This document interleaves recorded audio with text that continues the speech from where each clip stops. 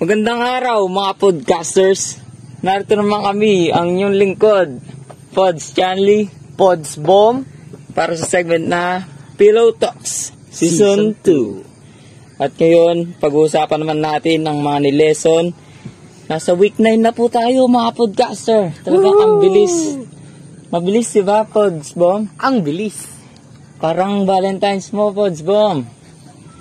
Gano'n ba bilis? Pods Chanley, hindi mabilis. Mabagal, Pods. Mabagal ba? Anyways, babalik tayo sa ating lesson. Ngayon ay nasa lesson 9, week 9, sa Introduction to the Philosophy of the Human Person na tungkol sa human person's freedom. Oh. Para sa iba, Pods Bomb, anong Natutunan ko, Pods Chanley? Apo. Pods Chanley, natutunan ko dyan is kung ano naman yung maging decision mo ngayon, yun yung outcome mo sa future, Pods Chanley. Ako naman, Pods Bomb, naalala ko dito yung positive freedom na sinabi ni Sir. Ito daw yung nangangailangan ng effort mo para sa ibang tao, para magawa mo yung kung ano yung mabuti. Ito yung tinatawag na freedom to do. Ika nga, sabi. At teka, ito na, mayroon na tayo unang caller. Na agad tayo. Hello po. Hello, pod caller number 1. Ano ang natutunan mo ngayon sa ating week 9? So, yun po. Ako nga pala si Podcaller Hanson. At ang natutunan ko ngayong week 9 ay ang negative freedom. Kagaya ng sabi ni Pod Chanley, ito ang kabaligtaran ng positive freedom. Ang negative freedom naman, yun yung freedom from. Tapos, sinasabi doon na, I am not a slave to anyone. Nandun din yung interference of coercion. Yun yung natutunan ko ngayong week 9. Thank you, pod caller number 1. At para naman sa ating pod caller number 2, meron nang tumatawag. Hello po. Hello. Ako po si Shinroy Stimpok.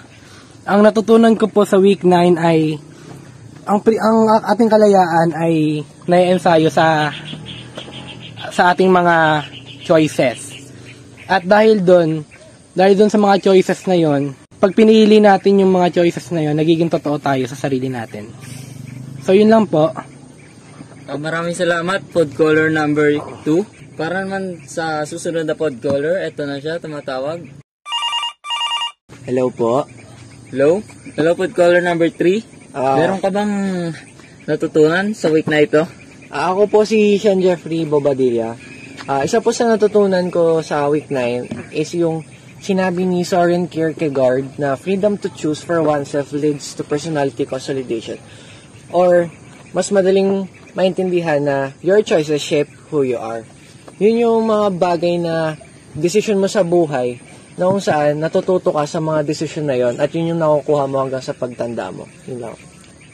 Thank you, pod caller number 3. At para naman natin sa pod caller number 4. Hello po.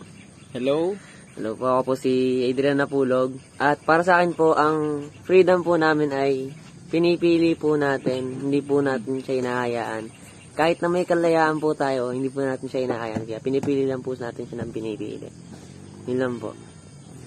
thank you, pod caller number 4. At para naman natin sa ating pod caller number 5. Hello po. Ako po si Earl J. Kabuhat. Ang natutunan ko po ngayong week na to ay tungkol po sa freedom na ang freedom po ay hindi po basta-bastang napipili. Once po na pinili nyo siya, doon nyo po makikilala ang sarili nyo at ayun po ang gusto nyo maging outcomes para po sa future nyo. Ayun lamang po. Salamat. Maraming salamat, pod caller number 5. At talaga naman marami tayong natutunan para sa week na ito, no? Tama ka, Pods Chanley. At salamat sa mga nakikinig nating mga podcasters dyan. Sa mga sumusubaybay sa atin dahil umabot na kayo ngayong second season. Season 2. Sabi nga ni Pods Bomb. Tama. Dito na natin tatapusin ang ating segment. That's 5 minutes. See you next week. Pillow talk anymore. Pillow talk anymore. Ooh. Pillow talk anymore like we used to do.